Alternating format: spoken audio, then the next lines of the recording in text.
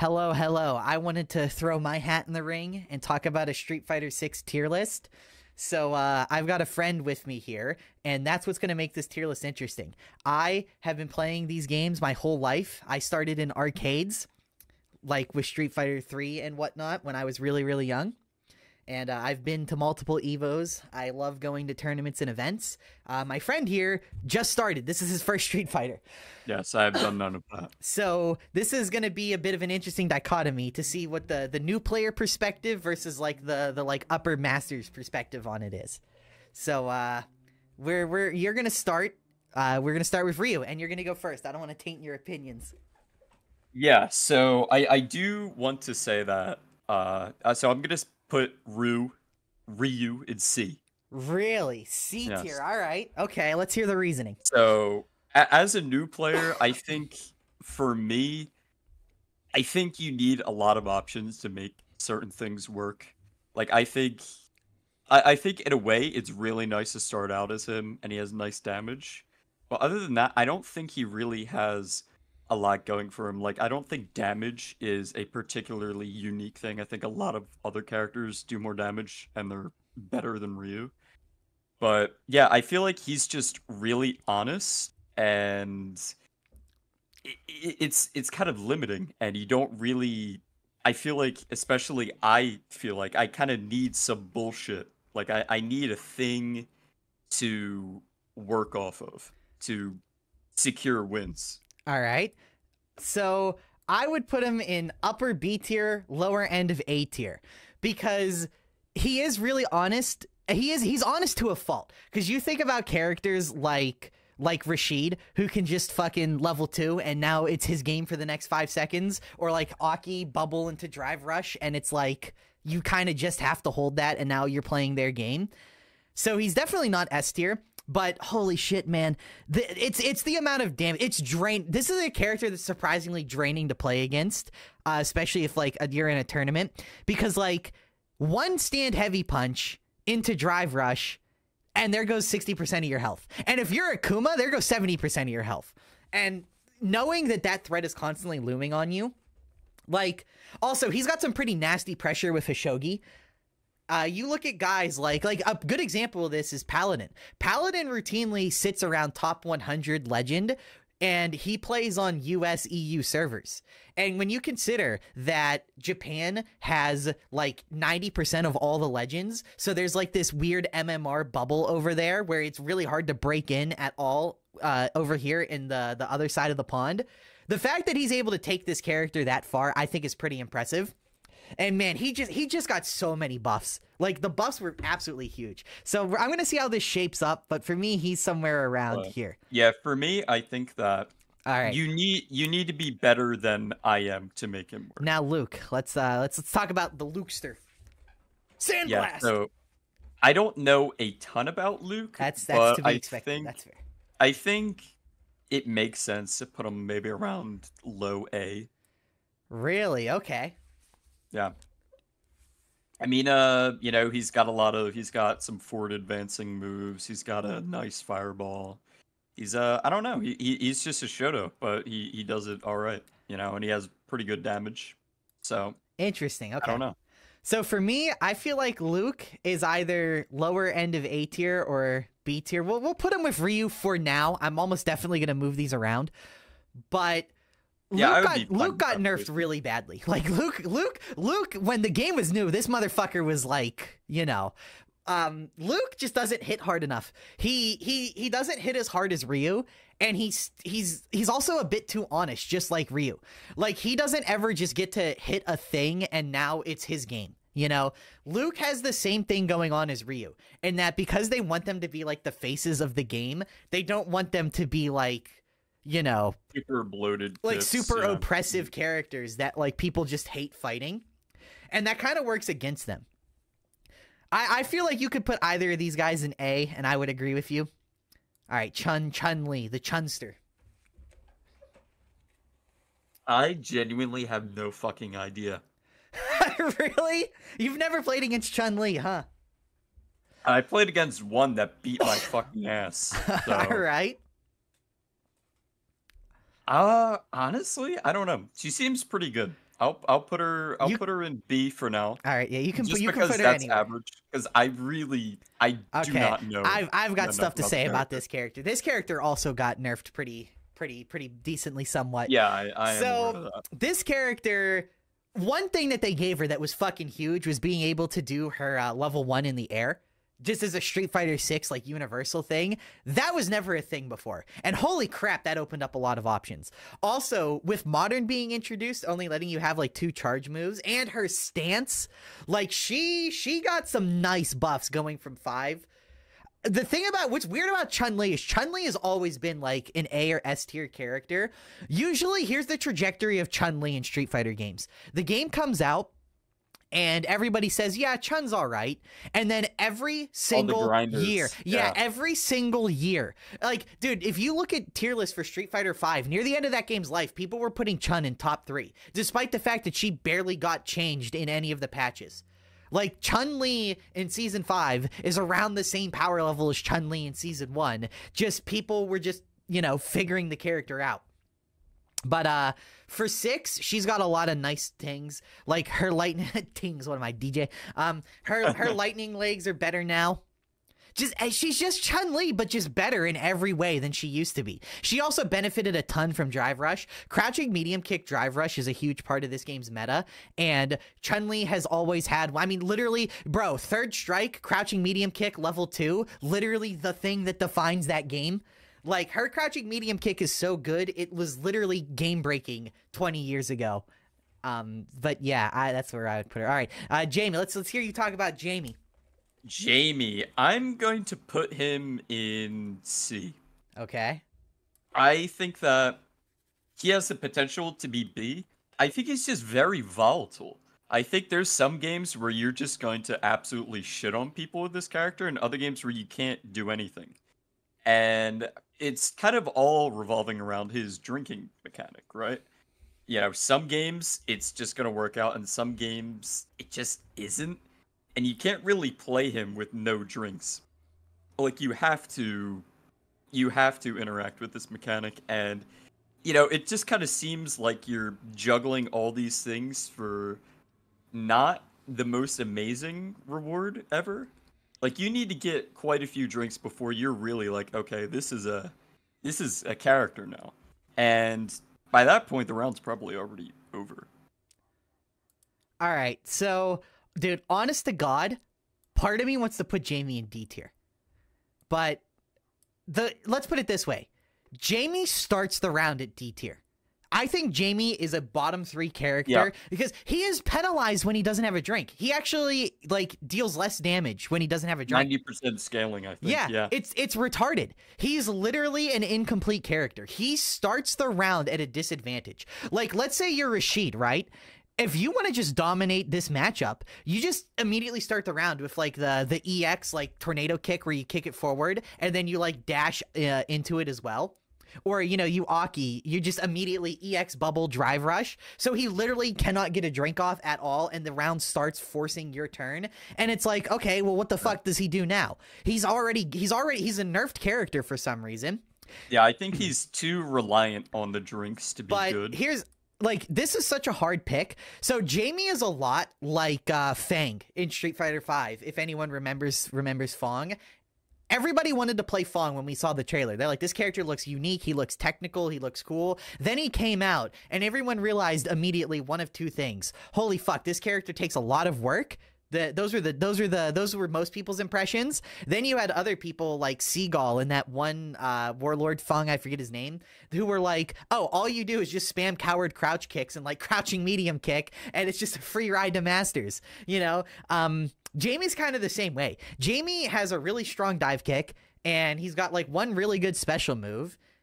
Dude, one of his supers When does he get his dive kick anyway? At dude, two drinks or something? I don't even remember. It's that's kind of yeah. That's the other thing. There is no sure. Jamie making waves in the pro scene either, which is a really big problem. If I said right now, for example, right now, if I said, who's a really good Ken, you can think Daigo, Tokido, who's a good fucking, Manon, IDOM, JP, Brian F plays him. Like you can rattle off fucking Lily 1 CPT. Like you can rattle off a very strong player.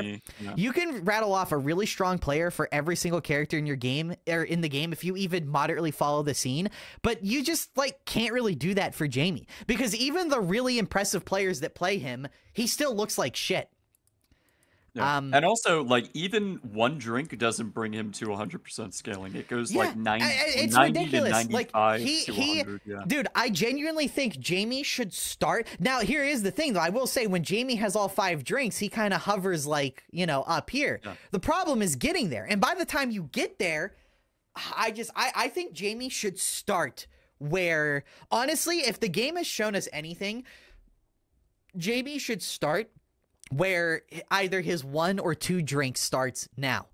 That's where he should start.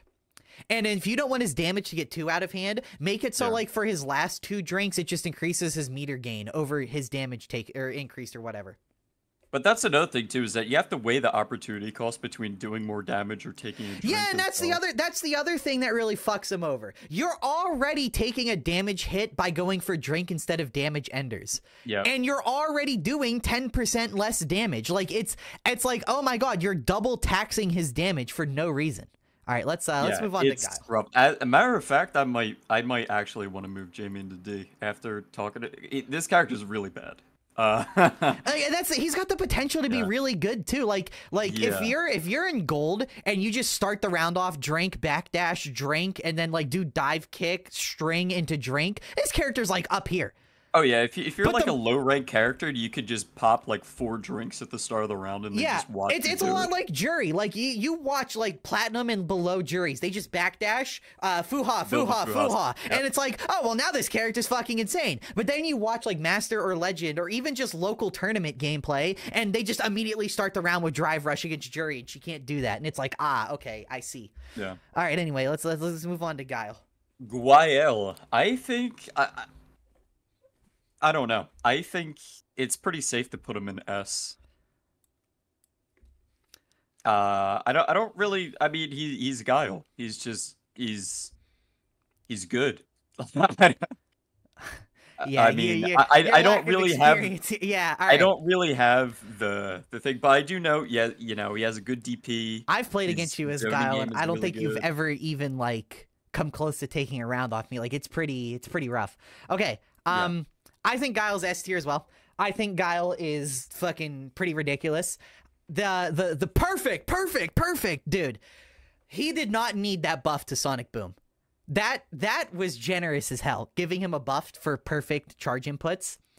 And the fact that lets him now do things like, dude, the fact that he can now do a perfect boom and then combo after the boom, that's a generous ass change. Normally, right, throughout Street Fighter's history, for Guile, it was stand medium, crouch medium, boom, and now you've reset. Now you can go for, like, the Guiled forward knee, or, like, the reverse, like, the upside-down kick if you want to bait a throw. But now you can do medium punch standing, crouching medium punch, perfect boom, medium punch again. And that changed everything about this fucking character. Also, his level 2 used to be his V-trigger in Street Fighter V, which is comparable to Ultra from Street Fighter 4. But now it's just a meter thing. So instead of spending EX on booms, like, let's put it this way. Every single system change in Street Fighter 6 was incredibly generous for Guile. Perfect booms was huge, making his install just based off of meter, which he doesn't have to choose between, do I spend it for super or do I spend it on like an EX boom? The fact that he can just do super on top of EX booms, that was crazy for him. Like, that was actually a crazy nice change for Guile. Guile was a huge winner going from 5 to 6, which is funny because he was top tier in 5 as well. All right, the Kimster.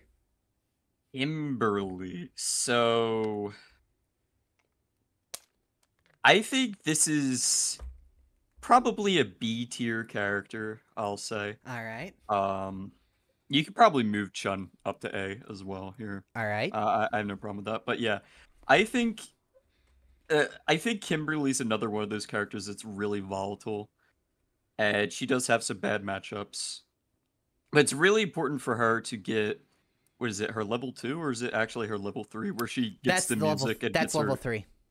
Yeah, yeah, because her damage is pretty lacking with the level 3 upgrade to damage. She has some pretty crazy shit. She has a lot of mix.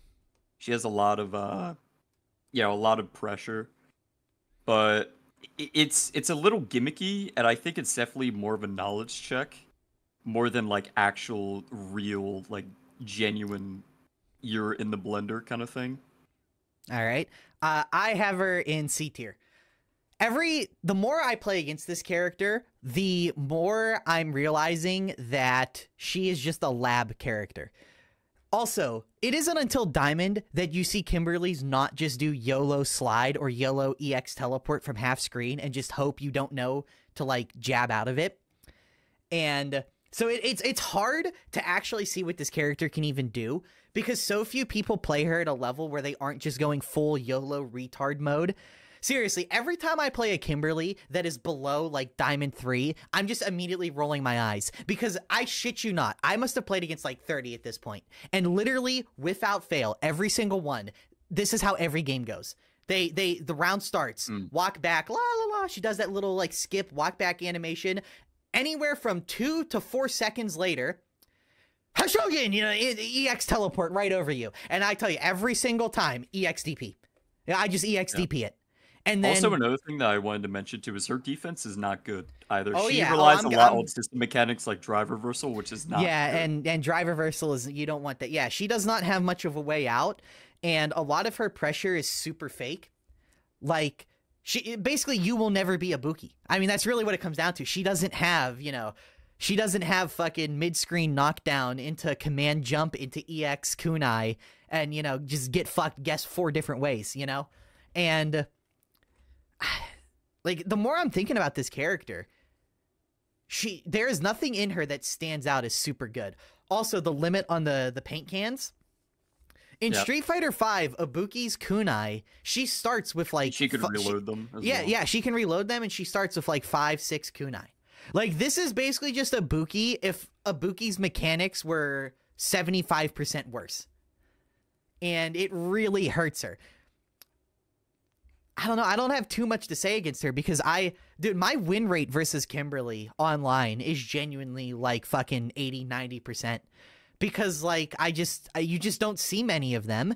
And the ones that you do see, it's 50-50 if they're actually trying to play Street Fighter or if they're trying to play like fucking teleport into EX Shippuden. Well, it's another thing too, where it's like, like when I say she could have good pressure, that's at like the highest level. Usually it's pretty predictable. Like she has a few ways to get in, and it's pretty easy to download people. Like Kimberly players, they do the same shit. So I don't know. All right, it's time for the jurster, the jury. Jury. I'm gonna put jury in A. All right, pretty common placement. Yeah, I would say probably more in the upper echelons of A. I would say. Right. I think that she has very, very, very strong offense, very strong pressure. The difference between her and someone like Kimberly is that she can actually play the video game without stocks. And it's also a lot easier for her to build her stocks than someone like Jamie. So it's basically like she just has a more efficient just whole system going with her. Also, her medium punch, really good. She has some pretty decent normals overall, actually. Her standing heavy punch is really good as well. Honestly, I think that she has the potential to go into S as well. I don't think the potential of this character has really been fully realized. All right. I think that this is kind of a Chun-Li situation where there's a lot to learn with her, and I don't think that people have gotten to her maximum potential yet. Especially, I mean, I'm mainly talking about what the hell is it called? Her level 2 Feng Shui engine. I think that there's a lot to do with that that's still unexplored. She also has a lot of good stuff. Like, she has an invincible reversal, which is always really nice. But overall, like, yeah, she has an insane dash. She has good walk speed as well. The only things that really keep her down are the fact that stocks really, really do help your offense. Like, you can play without them, kind of do need them, and they can kind of put you in a shitty situation if you need to build them, like, in a way that isn't optimal. And also, she doesn't have great defense. I think Jury is on the low end of A tier. Borderlining the top. She's either the best B tier character or like one of the worst A tier characters. The stocks are just too limiting for her because the higher you go in like the level of play of the game, the harder it is for her to always have stocks ready to go. Yeah. All the stock characters got screwed over in this game because of how volatile the game is. The fact that almost anyone can kill you in 2 combos out of practically nowhere means that slow creeping up gameplay of building up stocks. Unironically, I can't believe I'm saying this, but if Necalli was in this game, he would just be a better version of all these characters. You know, just get level 2 active or just pop it and there you go. You just have your buff for the rest of the game. Like there you go. Yeah, that is a good point though. I don't think in my mind I have any characters in S that require like building stocks as a part of their game plan. It's just because stocks are super limiting. Like, Jury is good. There's no denying that Jury is a really good character. Her fucking stand medium and crouch medium punch are some of the best in the game. Her stand medium kick is really nice. Her forward medium kick that launches her forward a bit and is plus. Her stand fierce, dude, I've been dealing with that fucking button since Street Fighter 4. I hate that goddamn button. Fucking Jury stand fierce into whatever the fuck is really, really nice. Dude, her stand fierce into level 2 into all of the buttons Jury then goes on to press. But like this is a draining character to play in a tournament environment. That's why you hardly ever see Juries. There's a pretty big mental stack. Dude, off the top of my head, I don't think a Jury has ever won like a big major like CPT or like Evo. I don't even know if it's ever happened. It might have happened once and I'm just forgetting about it. She actually was a $1 million character, believe it or not. Uma. Okay, she did. Oh, you're right. Uma. Yeah. That was later on. Yeah, in Street Fighter 5, she was super high tier. But that's what I mean. It's 6. Oh yeah, you're right. 6. Yeah. Fuck, I'm all over the place. Sorry, I'm all over the place. Yeah. But that's kind of my point though. It took like of this character being out since Street Fighter 4 Vanilla, it took literally fucking like almost a decade and a half now for her to actually like, and a decade and a half of buffs, mind you, for her to actually start. That's because like it's just so hard for you to play this character at that level across like 30 games. And not it's a very technical character. I think it's hard to play consistently. Especially because when you actually look at her combos, man, you have to hit like 30 buttons. You have to hit like 30 buttons in a Feng Shui combo. And when you have to play 100 games in a day to climb up the Evo bracket, it's nerves. That's something that you don't think about when you're just grinding online games. But I mostly play Street Fighter offline at events. I don't even like touch rank for the most part anymore. And it's just like, when you're in that environment, dude, that's something you really got to think about. Like, do I play Ryu where most of my damage comes off of the same 3 buttons? Or do I play Jury where if I get an opportunity, I got to like sweat to capitalize advantage off of it? Yeah, like also that's another thing too, where it's like Ryu gets very simple damage. Like if you want to do a lot of damage with Jury, it's hard.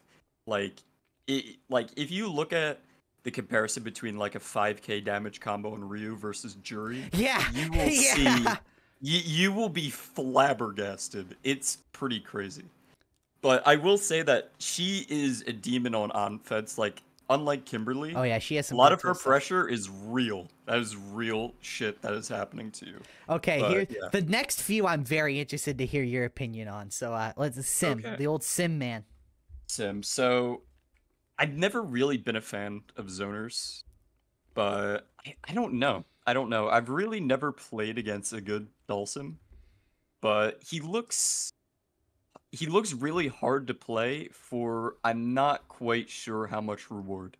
Like I don't know how much this character gives back to you for the amount of time you need to put in to be good at him. So just based off of what you know, where would you put him? I'm trying to think. I know that he has a lot of good tools. I don't think he's a bad character. But I don't know. Maybe I'll say I don't know. I really don't know because I've never really experienced this character much. But I'll put him in B. All right.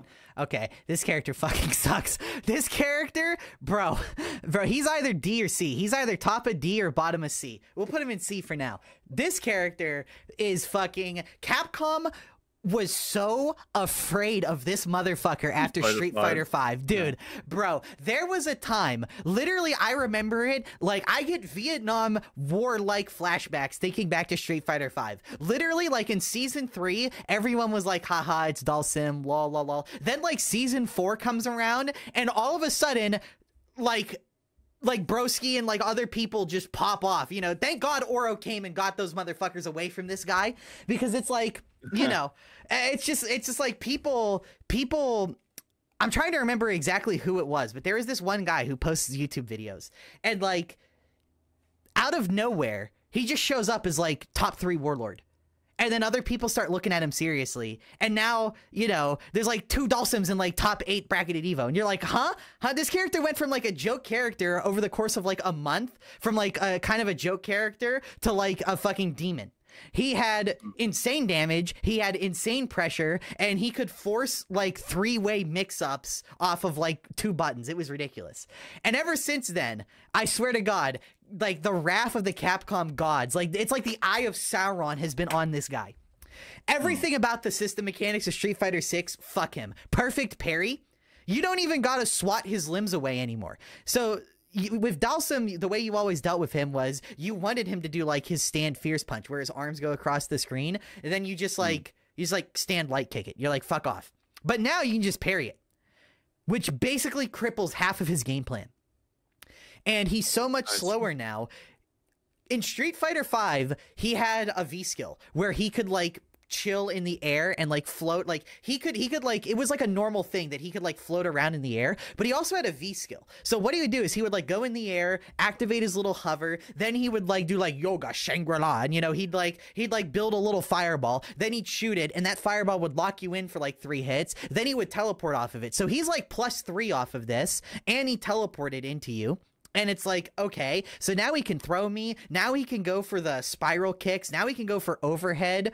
You know, he also had the ability to lay down a fire carpet, which would chip you significantly. It would deal like 100 damage straight to your health through block, like every 2-3 seconds. So that, combined with the fact that he had multiple hits to lock you in with, it was insane. They took all of that shit away. They were like, you are going in timeout, mister. They put this dude in timeout. So there isn't even much to say. Like, there is no Dhalsims making any waves anywhere. And, you know, I don't know how he does with drive as well. I don't imagine he does not benefit from drive very much at all. No, because he gets like a few hits off of it. He does not. He's just not a good character in this game. He needs help. The old man needs a fucking walker, dude. Like Filipino champ, who's been playing Dhalsim since the year 700 BC, he's pretty confident that Dhalsim has the potential to win a tournament. But it's like, come on, man, it's Street Fighter. They've always been really good with that kind of stuff.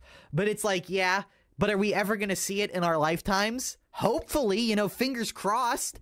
But it's like, this guy just needs help. He doesn't interact with drive at all. If he could get like his stand medium kick that goes across the screen into drive rush and close the distance, and then he actually had something worthwhile to do when he's in your face, he would be a lot better. But I don't know, man. Hopefully I get proven wrong. I love Dhalsim. I love everything about him. I love playing against him. I know a lot of newer players hate playing against this guy, but you know, I've been playing against him since I was a wee lad, so a part of me is like, damn, I really like this dude. And I hope he gets some help. All right, what do you think about the Honda? I think this character is complete retard garbage. Spoken like every low-ranked Street Fighter player ever. All right, keep going.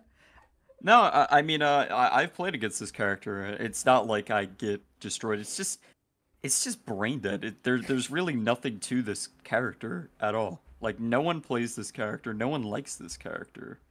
No one really plays this character. Dude, I swear to God, Mike Ross is going to show up at your house if you keep talking. Go on, go on. You know, it basically it just exists as like a cheesy scrub killer character. Like, there's really not only do I think this character is bad, I think this character is utterly soulless. Damn, you fucking hate Honda. All right. Yeah. Yeah, this is not. I think this is probably the lamest character in the game. But I will say. where are you placing him? Sorry, Edmund. I'm putting him in D. What? Come on, that's fucking What? bias. All right, keep whatever. Keep going. It's my fucking list. All It's my right, you're fucking right. list. You're right. You're right. Wait, are you gonna place him now? All right. I'm placing him in C tier. Okay. So low end of C tier, I will say. So Honda is. He gets hurt by perfect parry. Oh, fun fact. We looked this up a bit. Honda Yes. in every single rank that isn't Iron and Master, Honda is the highest win percentage character online in ranked. Across all characters, across all control schemes, across all ranks. He is the highest. Above Iron, yeah. In Iron, Zangief is above him, and in Master, Akuma is above him. So if you, statistically speaking, if you want to rank up, you don't care about anything else, you just want to rank up, play Honda. And that really relates into what he was saying. Honda will destroy you if you do not play against him a lot. If you aren't comfortable perfect parrying the headbutt or the butt slam, then he's just going to do that shit all day. And frankly, that's how he plays.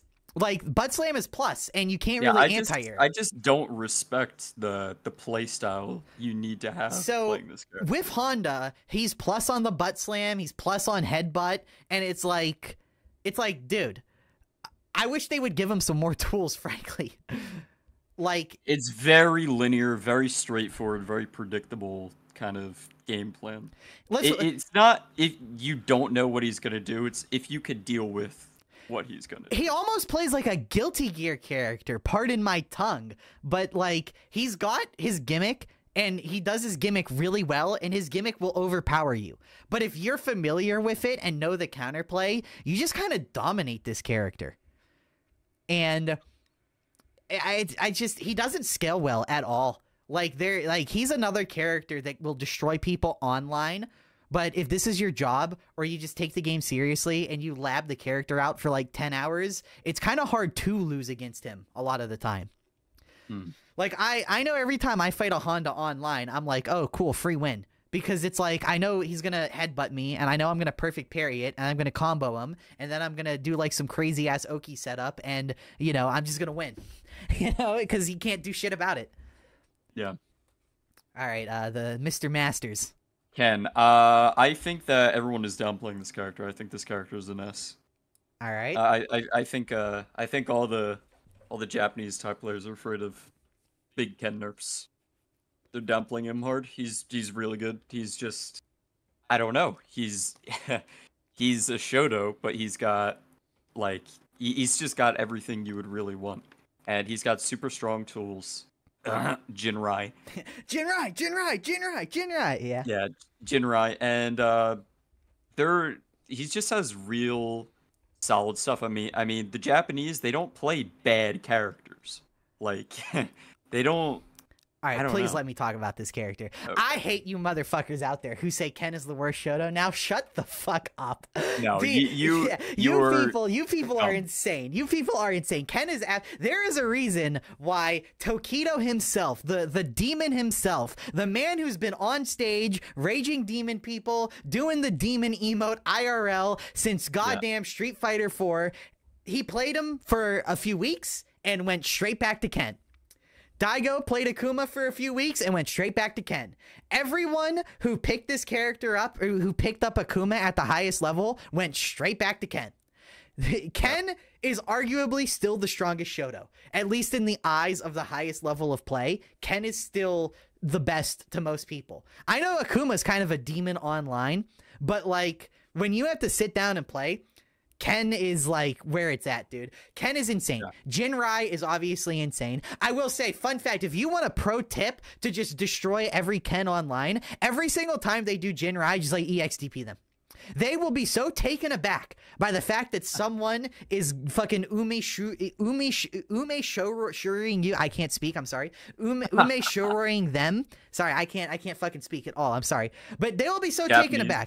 They will be so taken aback by the fact that you just did that it fucks their whole game plan up. No, seriously. If they Dragon Lash you, just DP. If they Jinrai you, just DP. Yeah, technically they can just block, But come on, man, you don't play Ken online to block. Anyway, this character's got all the good tools. He's got a crazy stand fierce. He's got a crazy stand medium kick. His crouching medium kick drive rush game is pretty bad, but it's like just replaced by his stand fierce punch drive rush game, which is even better. And his stand roundhouse, oh my god, his fucking stand roundhouse. Dude, the fact that this dude can like stand roundhouse you, drive rush, hit you with a button into like level 2, he carries you from one side of the screen to the other, he's plus. It's like, oh my god. No, seriously, like stand roundhouse with punish, drive rush into like medium tatsu, and like meterless, you are now taken to the other side of the screen, and he's in your face, and he's got Oki on you. And yeah, that's another thing. Good. He's got Oki. He's got corner carry, and especially like what makes a good carry or makes a good character a lot of times is corner carry. Being in the corner is valued a lot more than things like damages, which is why Ryu isn't in S, even though he does shitloads of damage. Yeah, and why? Spoiler alert: there's going to be more characters that do a lot of damage. Hold on, later, here's something and yet that they're also not S. here's something that I don't think you would be able to identify as a big strength of Ken, because you're just a little too new. But Ken can side swap on demand at any point with Dragon Lash. And that's really good, because if Ken so much as touches you once when you've cornered him, you're now cornered. Because he will hit you. Dude, even if he just does like jab, drive rush, button into Dragon Lash, side swap, you're now the one in the corner, and he gets an Oki setup on you. So, that's another thing too, is these characters, they're just really consistent, man. Like, you could just, like, they're not super volatile, and like, yeah, like you said, you can turn it around. Yeah, Ken has almost everything. If you corner him, if you corner Ken, he can flip it around on you, and you're the one cornered very easily. He's got an OD insta reversal, which is very good. He's got great drive rush game. He's got great pressure mix-up opportunities. He's got an amazing throw loop setup. Like, Ken just has literally everything. I genuinely don't know how someone could think this character isn't in that. Like I don't know what you could say to justify it. All right, Blanka. Blanka. So Blanka's a goofy character. Blanka's really goofy. I don't like I said, I'm going off of very limited knowledge here. So I'm going off of just games that I've watched, the few games that I've played, the very little I know about the character. But I'm gonna say that I really don't know. He seems good. I would put him in A, but I also don't know. All right. So take it with a grain of salt. I feel like Blanka is high A, maybe low S tier. This character, there's a reason why the fucking grand finals of EVO was Ken versus Blanka. Blanka's really strong in this game. He benefited a lot from the drive system, and his level 2, he has the same thing going on as Guile. What used to be their V trigger that they could only activate near, like when they were near death, is now something they can just start the round with. You will always get level 2 every single time. So you can get 2, sometimes 3 level 2s in one game. So imagine if you could pop your V trigger twice per round, and it was one of those really strong install V triggers. Basically, imagine if you could Aegis Reflector, you could throw out 4 Aegis Reflectors for my Street Fighter V players. Like, that's why Guile and Blanka scaled so well in this game. Also, Blanka just has more options than ever before, dude. The Blanka doll, oh my fucking god. The Blanka-chan, the toy. Bro, fuck that goddamn thing. Fuck that goddamn doll. Yep. Yeah, you can play the same Blanka at 2 different events, and they will do 2 completely different corner strings on you, and it's just, yeah, the pressure. If you want to seriously play this game at a tournament level, you need to know a like high masters, like I'm talking like 1900 MR masters Blanka, and you need to play like genuinely like 20 first to 10s with them in voice, talking about things with them. And honestly, you should probably take Blanka to masters yourself, just because like This character is so this I Will think maul you. this might be Yeah. the trickiest If you character in the don't game. know. Honestly, this character might be the trickiest. If you don't know anything about this character, it seems like you will get mauled hard. The amount of setups he has off of his level 2 super into Blanca Doll. Bro, the fact this guy could just like raw level 2 like into Blanca Ball, into the lightning, throw the Blanca Chan at you, then go straight back into more like cross up setups with the ball into like activating the doll, and it's just insane the number of things he can do. His I will say his buttons aren't the greatest, which is a if this character, let's put it this way, if this character had like Ken's buttons, he'd be like up here. His buttons aren't the greatest, and his damage isn't the highest if he's not going into level 3. So you do have a good number of opportunities to get out. The only thing is, it's like, what are you getting out of? Like, or what are you getting out for, you know? Yeah. Like, okay, so you get out of his setup, but he's still plus, you know? Even if you block the Blanca Ball when he's in level 2, he's still plus. It's still active. Like, he's just going to go right into another setup. This character is an incredibly strong gimmick in that he can just do button Blanca Ball and use the lightning or Blanca Chan to force things on you. And that's a theme of really strong characters in this game. They can just force you into things. They can just say, all right, now you hold this. You know, they could just be like, all right, I'm going to do my game plan, and you just have to deal with it. All right, D. James. Deej. I'm gonna put him in A. I think this character has a lot of things. I don't believe it or not. I also don't know a ton about this character, but I have played against DJ, and he seems pretty good. I don't know. He seems to have some pretty good, like, his drive rush is insane. I don't know what crack they gave that man, but oh wait, sorry, little. Anyway, yeah, I don't know. I think he just seems strong to me. I don't know. He definitely doesn't seem like a middling character. It seems like he obviously does have some flaws. Like, does he have a good DP? Does he have a good anti-air? Oh, yes, he does. Fucking Sobot kick? Hell yeah. Yeah, so, I feel like he's got enough going for him to the point where he isn't, like, an average la-di-da B-tier character. All right. I think he's the top of B tier, maybe the lowest end of A tier. I feel... I don't know. I'm feeling a little conflicted on this guy because he got nerfed pretty badly. He's definitely not like definitive top 3 like he used to be, but he's still very good. His throw loops are just so powerful in Street Fighter 6, and he has like the best throw loop game, but he doesn't have too much outside of that. His buttons aren't the greatest.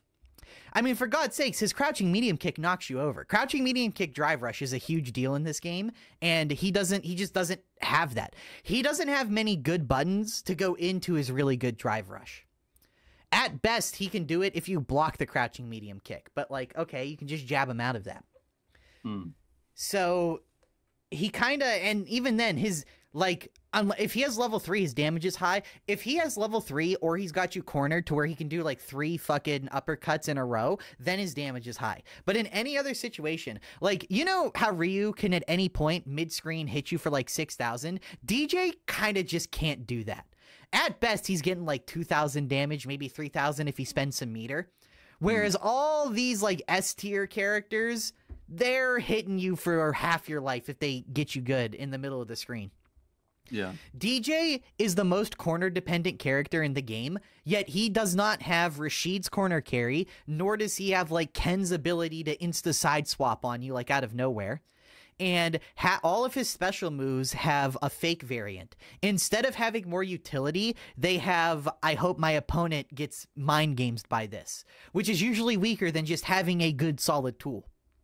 Yeah, that works instead of having to rely on giving the I guess I mean, you've said this a lot to me where you like with You want to be in control. You don't want to hand control over to the other person, whether they react or not, or whether Yeah, they like what? realize it's Like a fake or not. what if I'm just Yeah, gonna mash jab on your setup and you decide to do the fake? Okay, now I get yeah, jab jab. My reaction time is good. I drive rush. I go into heavy level 3.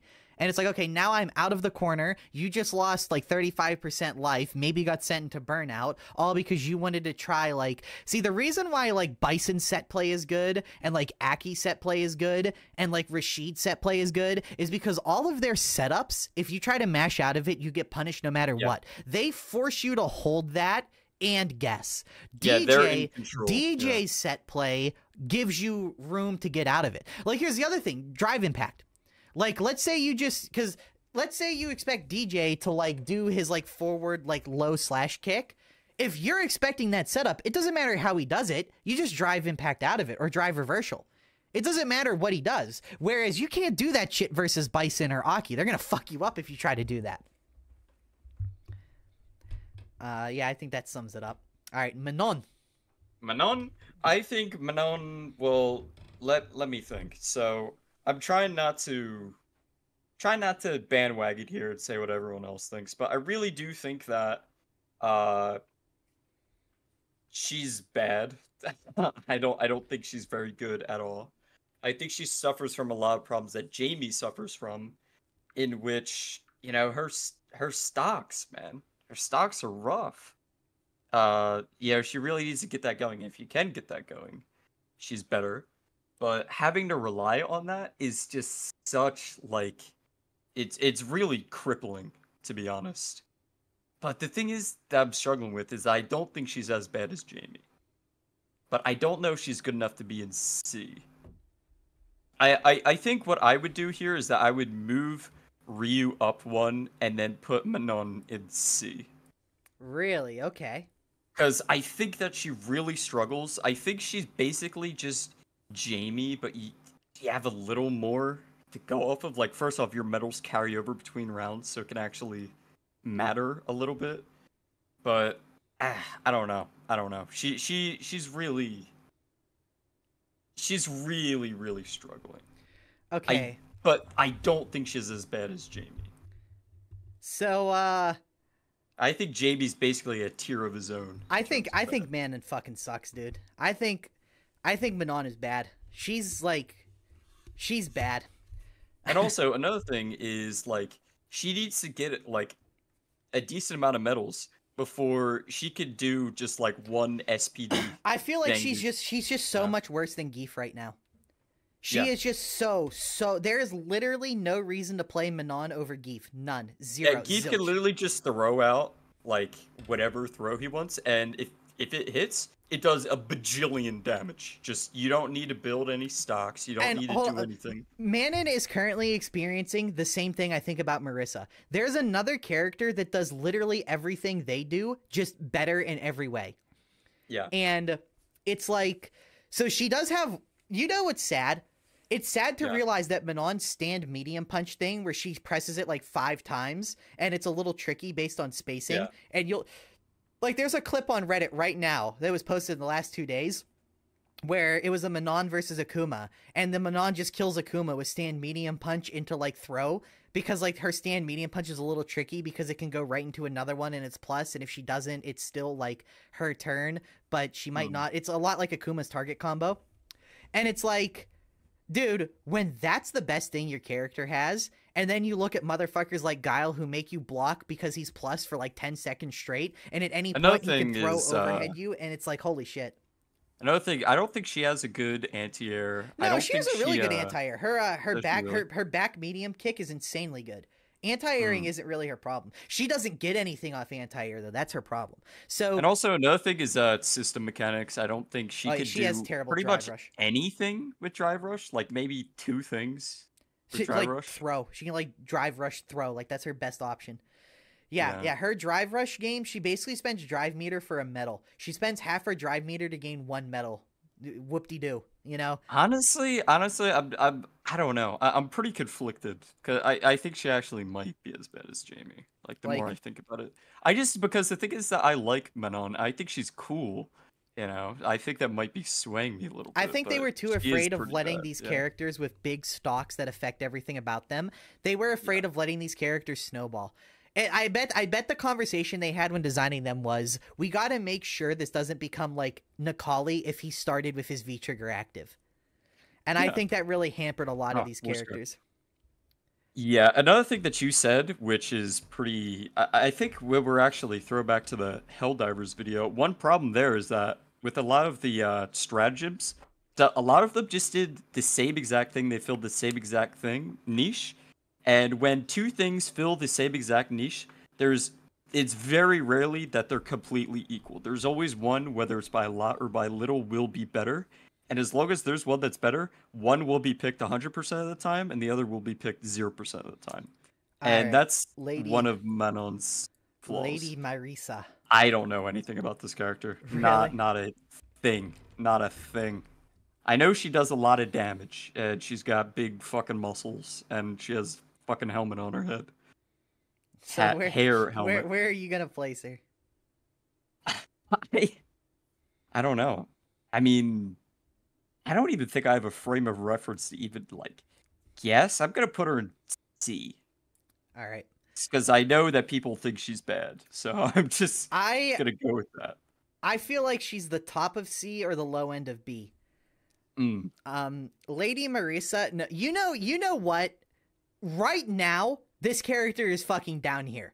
Right now, Minon, okay, what I'm about to say only applies to literally as I'm saying these words. Right now, Marissa's the worst character in the game because this motherfucker has like, if this was a tier list for play rates, this motherfucker is like S++ tier. Like 50% of all your games or more are going to be against Bison, and Bison obliterates armor characters, and Marissa depends on her armor. So right now, this guy is just like, this is like a 7-3 matchup, and like 70% of your games are going to be versus this. This playing Marissa right now is if you had to play Zangief in a nightmare world where everyone played Dhalsim. Yeah, you know, like that's what it's like to play Marissa right now. So with that being said, we're gonna assume that's not the case. I still think she's like, you know, she's like around here-ish. So mm, again, Bison is just kind of better Marissa. You know, Bison yeah, completely stole her niche of not really being a drive character, being more of an EX character and hitting really hard. The problem is he's faster than her, he's more plus than her, he has more options than her, he has more special moves than her, he has more set play than her, and he hits harder than her. yeah, yeah. I mean, it's they just fill the same niche. It's she's power crept at the moment. He basically does the same thing, but Yeah, better. and it's just I feel bad for Lady Marisa because she they kind of Mm, shafted a lot of the new warriors. Like the new Street Fighters are kind of weak just on average. yeah, But Marissa has some okay stuff. She's got some pretty nice buttons. Another thing that screws Marissa is drive impact. Oh my god, she has the Geef thing going on where she has some really good buttons, but those really big lingering buttons are bad in this game because it's possible to just react to some of them and just DI right through them. It yeah, happens less online than offline because there's less delay offline, but man, it really sucks when it happens. yeah. JP. Oh, okay, okay. Well, I didn't have too much more to say about Oh, Marissa. okay. She doesn't have much in the way of set play. You know what she really needs? She needs a really What? good command grab, like better than Zangief kind of command grab. Mm. That would Something to put the fear of God in you that would a help her a little bit. lot. Yeah. Yeah. JP. Yeah, yeah. We'll talk about JP now. JP. I think JP, if he had any sort of like defense at all, would be an S. But man, like if you get in on him, this character is like D minus. This character is absolutely in the blender. There's nothing you can do about it. Uh I don't know. I don't know. I think that he's definitely a better zoner than Sim is. So I think by that metric alone, can probably put him in. I don't know. I don't know if he's A or B Interesting. because Yeah, I'm not quite sure. I mean, I can imagine him being pretty demonic depending on the player. So I think this is variable, but let's in interest of not putting too overinflating the things, I'll put him in B. Okay. I think JP is top of B tier. I think Yeah. JP's pretty good. The nerfs hurt him quite a bit, but what hurt him the most is the game just getting older. People figuring out his trickery, his chicanery. This guy, Mm. too many of his setups are beaten by drive parry, and the ones that aren't beaten by drive parry are beaten by DI, and the ones that aren't beaten by DI are beaten by just not being a silver ranked player and just losing to getting thrown 5 times in a row. His zoning is really nice, but zoning isn't nice in this game because I can throw out an EX fireball and then drive rush behind it. Sure, it costs like half my drive meter, but none of your projectiles are getting through that, and I'm getting in your face for free. And also, I think you could attest to how hard it is when you're on defense with JP, like in the corner. Yeah, I might be a little bit of a JP down player here because I'm known to play this character on occasion, and yeah, he does not fare very well in the corner. Like, it's funny. One of his best options in the corner is to try and hit the, like, his quarter circle forward move. I don't remember the name of it off the top of my head. But his Hadoken attack, because it'll just launch you to the other side of the screen. And when like you're... one of his ghost things? No. When he slashes and the Oh, spikes come out yeah, of it. yeah. Yeah, I know what you're talking about. And then you set up the, like, you know, thing that's gonna break the like spike thing, then you just teleport over to it when they try to dash in on you, and you've kind of flipped the corner situation on them. But man, that is so dependent on them doing what you want. Satisfying. JP's very satisfying to play. You know what? I might honestly bump him up to A tier. He's very satisfying to play, and his combos are really nice. If he touches you with one thing at any part of the screen, you can guarantee he's going to hit more. He's going to get more on you. So he's got great conversion potential. But man, his defense, I don't know, I'm conflicted. I feel like he's either B or A. I'm probably going to flip-flop on this one a good bit. I also will say he has a pretty cool critical art. That's no bearing on anything, but just wanted to say that. All right, So, Cammy. I think Cammy's S tier. I think Punk is tripping. I think he's done playing with me. Really? Dude, he's rank 1 in the world with this character. She can't Come on. be bad. Yeah, but so was the one guy in Street Fighter V. Like, what was his name? He played Abigail for a bit. Okay, well, this isn't Street Fighter V. I know, but I'm just saying online rank. But to be fair, the MMR points do actually make it. So I will say, dude, I fucking love Street Fighter 6 so much. I love how the rank system works compared to Street Fighter 5. It was all about grinding and grinding. There was this guy in Street Fighter 5 that was he was rank 1 from season 1 to like season 4. And he never showed up in tournaments. The tournaments he did go to, he would drown in pools. Yet he had like a 75% win rate online. And it really showed that online Street Fighter 5 had literally nothing in common with offline Street Fighter 5. Anyway, continue. Sorry for my fucking old man rant there. No problem. I think that she obviously, I think she's one of, if not the biggest winner from the drive system. I think that like just her whole everything that she wants to do, Drive Rush helps with. Like she's got so much. She's got projectile invincible stuff. There's so many ways to get in. She's got the dive kick. She's got super good normal. She can play footsies. She can get in. She has good presser. She's just the rush down character. I don't really know what else to say. She's just.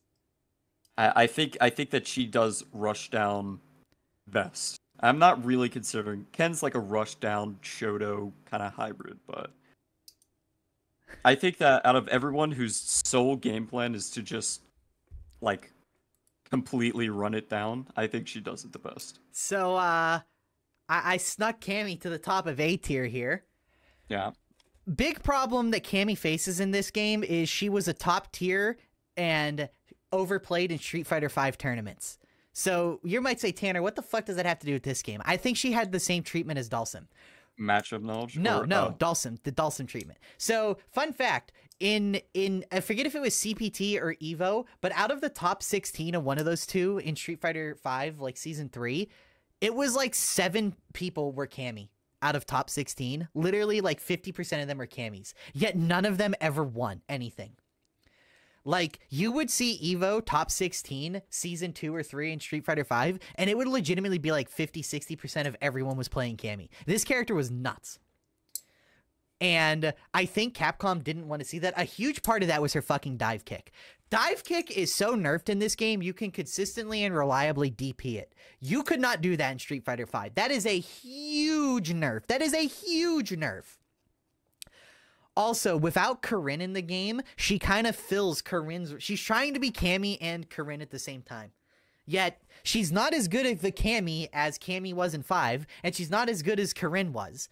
Like, okay, she's not as good at being Corrin as Corrin, and she's not as good at being Cammy as Cammy used to be, if that makes any sense. So, her little, like, her hooligan, her little aerial spinning move is not as good. That was super nerfed. The options she has off of it are worse than they used to be. Her back knuckle punch, or hooligan punch as all the OGs call it. Hooligan punch is slower than it used to be. So that's pretty easily reactable out of. And her normal game isn't much better than, or like, it's about the same. Like, you're right, she did gain huge from the drive system.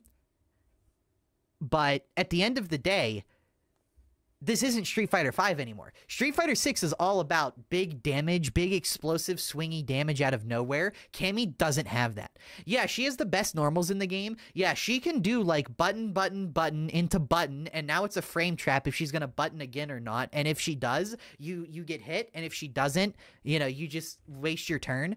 And then she can reset all of that with Drive Rush if she ever pushes herself out. Like, yeah, she can still do all those things Cammy can do, but who cares if she hits you?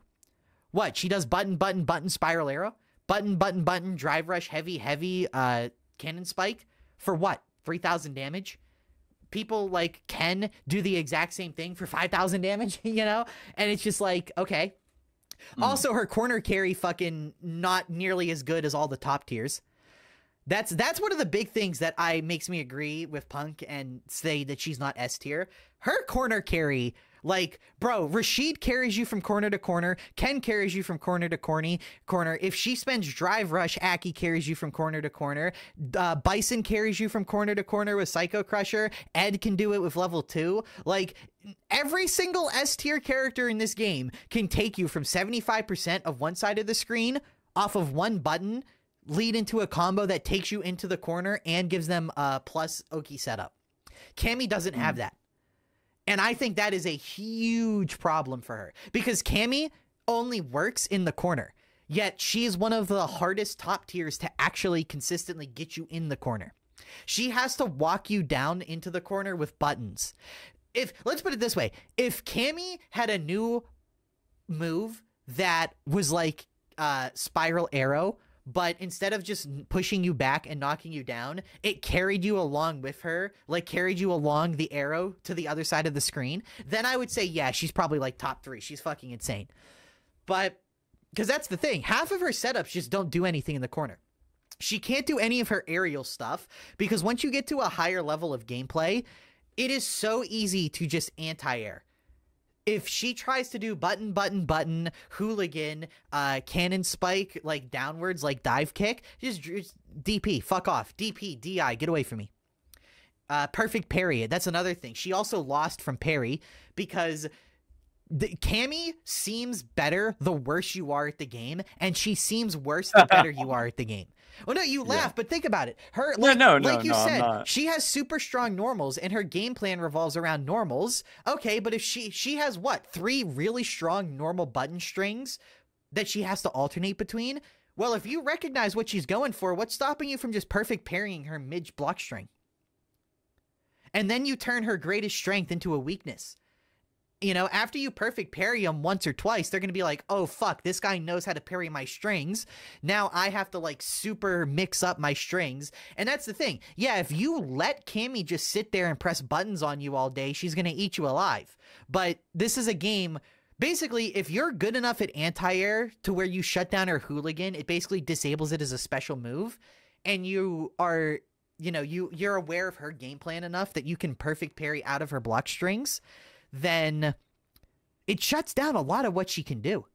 And mind you, one thing that does suck about this is this is kind of like master rank stuff. Like even diamond players will just let her go like button, button, button, hooligan, dive kick, button, button, drive rush, throw, overhead mix up, you know? And yeah, when she's just playing her game plan on you, she obliterates you and she feels like S tier, like craziness.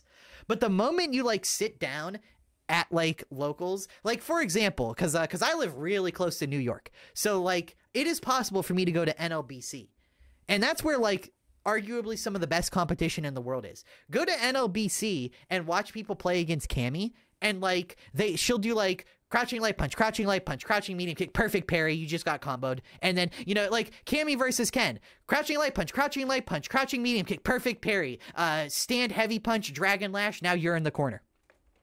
And it's like, okay. So yeah, I just got punished for those really strong buttons, and now I'm cornered by a character that's even better than me.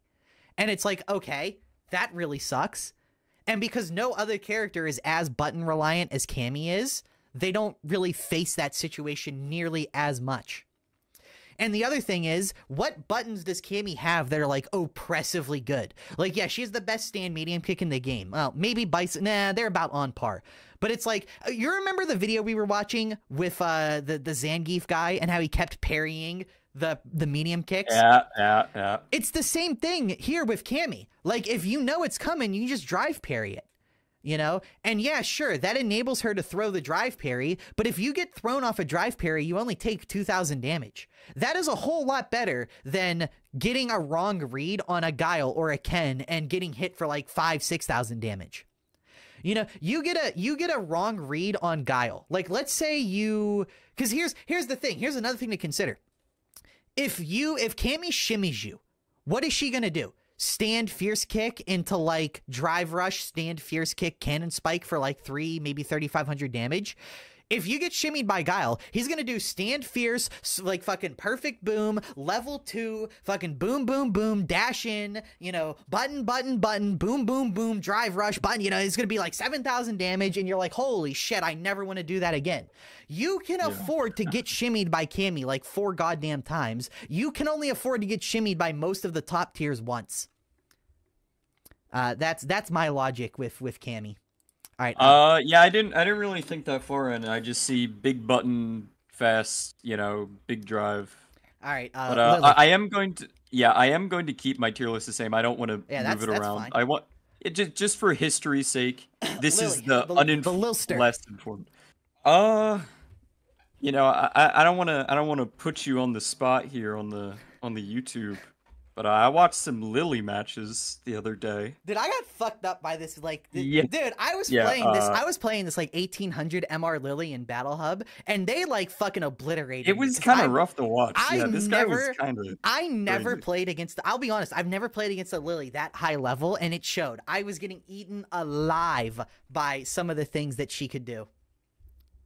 Yeah, I mean, people say she's D tier. Won the first CPT. I don't know, from what I know, what I've seen, she doesn't look D tier to me. I don't know. I mean, maybe, I don't even know what people think is bad about it. I guess because, you know, stocks, command grab, something. But, so I'll concede that there's probably something that I don't know there that is a big weakness of hers, but I'll put her in C. All right. Because there's some shit she can do. This character, there's something going on with this. No, I'm just kidding. Bro, I am a salty ass bitch. Fuck the people who downplay this character. No, I think she's low B tier, high C tier. I think she hovers around here. So Now I'm not even gonna lie to you guys. I got my ass beat. I am not posting that shit. It got bad. There was a time when it was like 15. I like lost like 15 in a row. Like I had to take some licks because this is a character I had not labbed before that point, and I hadn't had to deal with at a high level. Man, fuck, dude. This character's got some tricks. I will say the only thing she really has going for her, now that I've labbed her out and I've got to play against such a higher level Lily, the only thing she really has going for her is if she gets a stock, she can like Condor Spiral you into like, and it's a real mix-up, throw button. But even if she hits the throw, it doesn't do anywhere near as much damage as Manon, like with stocks, or Gief, just period. And then she puts you about as far away as is physically possible. You're on the other side of the screen, and she gets pushed back to the other side. So she doesn't, like, at best she gets another stock to go into another plus Condor Spiral. Or Spike, or whatever the fuck. Sorry, I haven't played T-Hawk in a long time, okay? It's been a long time since Street Fighter 4. But it's just like, you know, look at Gief. Gief hits you with SPD Drive Rush, and it's still kind of a 50-50. He can, like, knee you, or he can knee you into another SPD, or he can stand Fierce Kick, or go into Jump Anti-Air if he thinks you're going to do that. It's still a hard read, but it's still a favorable situation for him. Lily, all she gets is a stock, you know? And it's like, okay, she got, like, 2,000 damage in a stock. Cool. Her buttons, dude, I was getting eaten alive by her buttons. I will say, her buttons are big. I learned after the fact her buttons actually have a hurt box. So just like Dhalsim's limbs, you can swat her buttons away. And lower level Lilies would get eaten alive by that. Because she has a good like fierce punch, but I can whiff punish that fierce punch from anywhere. And it's like, okay, that makes it a lot worse. Yeah, her whole game plan literally does just revolve around like her two really strong fierce attacks into try to build stocks, into Condor Spiral, into, you know, into forcing that 50-50.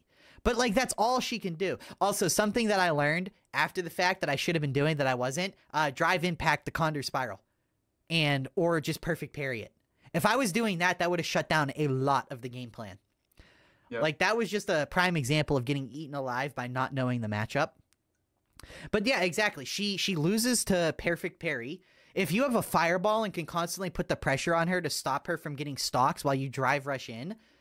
Like, for example, what does she do versus Aki, who does Bubbles drive rush? She can't build stocks against that. She doesn't have good defense for the most part. So, like, what does she do? She just kind of holds that. All right, the Giefster. S, and he's been S. Where? Tanner didn't believe me. Where? Where? I don't fucking know. Probably better than Chem. Probably above. No, above Cammy, below Chem. All right.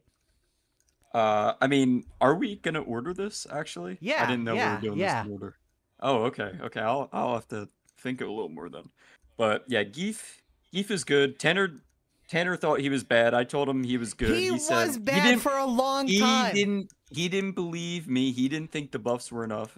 Tanner didn't believe me because I sucked. But then Punk said he was good. No. You know what actually changed my mind the most? It was new player racism.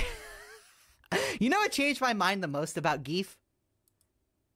Playing him. The more I play Gief, the more I'm like, damn, this character is fucking dirty, dude. This character's fucking dirty. No, I was talking about how dirty this character was before that tier list even got posted. I think Gief is strong now. He was really bad though. Like, you do not understand how bad Gief was. There was a time when Gief was the worst character in the game. I believe you. But Gief's ability to just eat up your drive gauge and so much damage too. So much fucking damage. It is like horrifying. Like when you get grabbed, you're like almost like wincing looking at your fucking health bar. Yeah. It's just gone. The biggest thing that Gief has though is his drive gauge damage. Holy shit, dude. Like he drive rushes up into like knee, into like fucking jab, into like medium punch, into that like charged up heavy, and it's like, oh, I just lost 2 bars of drive Like, he actually came out positive in the drive meter exchange, and he's the one who spent meter. You know, that is huge. Then and if you don't want to stand there and take that, you want to try to like get away from it, what are you going to do? All of his moves catch you if you try to jump out. Or I'm sorry, if you try to backdash. If you try to jump out, he's just going to jump forward and hit you with the fucking, I am protector of Russia skies. Which, fun fact, that move used to be his Ultra 2 in Street Fighter 4. Like, what used to be an ultra attack is now just a thing he just does. Just like on, like, it's crazy. That's kind of a common theme with this game, seems like. Yeah, a lot of the old characters, they just made their ultras things they could just do, and it made them so good.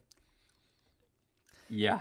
But dude, Gief, there's not much to say about Gief. Gief speaks softly but carries a big stick, you know? A very big stick. Actually, It's not a stick at all. It's a fucking metal pipe. You know? And no, it's not even a metal pipe. It's a lead pipe. Weighs twice as much. And he smacks you with it once, and you're just done. But yeah, I think Gief is super good. All right, Rashido. S. This character's... Yeah, but where? This character's dummy. I think he's above Gief, but lower than Ken, I'll say. Yeah, I don't know. I just... My eyes glaze over whenever I see this character.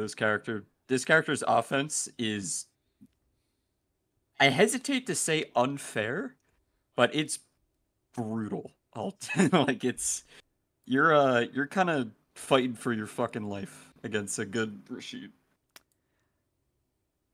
You could get more into the weeds about I think exactly why that is. Now listen, I played this dude in Street Fighter 5, okay? I was a big Bushin Style fan. If anybody remembers Bushin Style from the Street Fighter 4, Street Fighter 5 days, dude, he's the one who got me on this character. Which, it's so weird to talk about this, because like let's just put it this way. Bushin Style's the one who got me into Rashid, and then I played this dude in 5, and I was like, you know what? I actually kind of like this.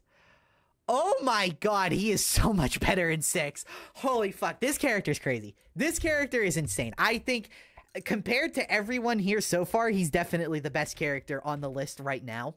Like, dude, this motherfucking character has so many cheap tools. It's cheap. Some of the stuff he does is cheap. And by the way, I just want you guys to know, I am in the process of picking up and maining this character. I am fully on board with saying, this character's cheap. Let me get in on that, because his EX tornado that he shoots at you, like his quarter circle back one, dude, that move is so fucking oppressive. If you parry it, he just does the tornado forward, and it's like, oh, okay, all right. And everything he presses is like real, yeah, like it's all.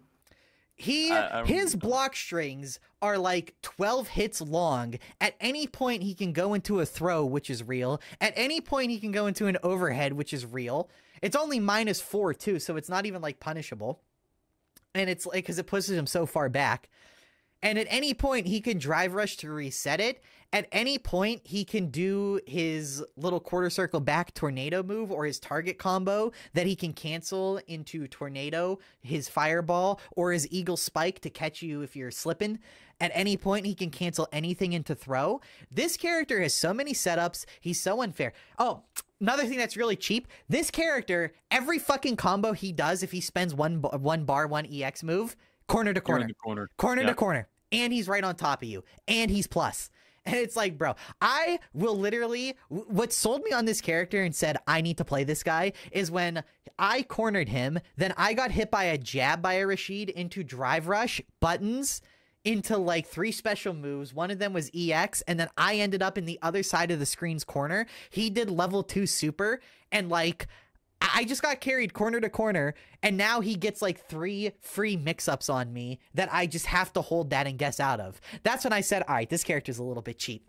And there's like Oil King's the only one like seriously playing him right now. This character is a bottom 3 play rate character. Yet if you look at every pro player tier list, they place him in the top 3. This is wild to me. This might just be contender for best character in the game, yet online and in tournament, he is a bottom 3 least played character. So not only does this character have a crazy amount of options that you need to be aware of, he's like Blanca. You have to lab him. You have to know what moves are plus and what isn't, or else he's just going to eat you alive with crazy frame traps.